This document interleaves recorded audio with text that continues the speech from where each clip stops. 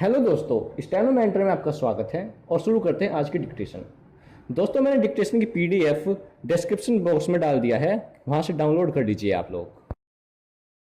There is hardly any point in oversimplifying the problem as is sometimes done. For instance, some advocate that the rate of expansion higher education should be greatly restricted through a system of selective admission so that higher education will again have the same scarcity value which it once did.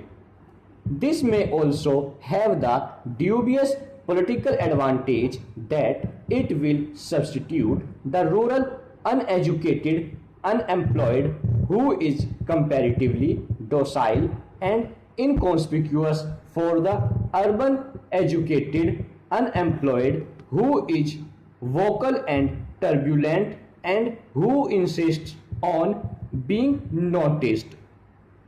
It is true that there will have to be some restriction on expansion of higher education, especially because of the constraints involved in maintaining adequate standards. But we must keep two main considerations before us. The first is that higher education is a great instrument of social change and that it must be spread increasingly among those social groups and in those areas of the country where it has not made adequate progress so far. Secondly, we cannot say that India is by any means an over-educated nation at present. The number of university graduates in our country is far too small in comparison with that in the industrially advanced countries. It must be further realized that out first degree in arts, commerce or science is a degree more or less by courtesy. The Sadler Commission pointed out long ago that much of what we call higher education in India is really equivalent to school education. This observation is even true today than it was 50 years ago. It is really our second degree in these facilities that is generally equal to the first degree in these faculties that is generally equal to the first degree in the advanced countries. If proper allowance is made for this equivalence, there is a strong case for continuing the expansion of higher education. This is therefore not a case of quantity or quality. We shall have to strive for both quantity and quality. In my view, we will have to launch a multi-pronged attack on this difficult and complex problem. In the first place, we shall have to emphasize the maintenance of adequate standards.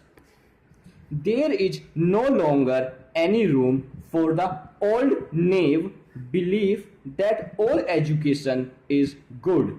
We must now realize that education, especially higher education, is a double-edged weapon.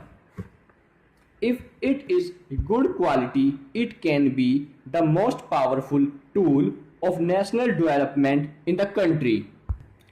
But if its standards are unsatisfactory, it may create social disorganization and lead the country downhill. Secondly, we must radically alter the content of our degree courses and orient them to the present day needs and problems so that they become more useful and effective. Thirdly, we must make a social and community approach to education to supplement the individual approach to which we have been accustomed so far.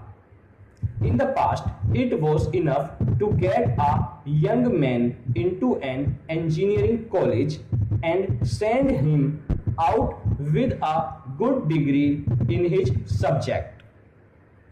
But this is hardly enough at present, and while we are training a young man to be a good engineer, we must simultaneously take steps to build up the industries in which he can find adequate employment.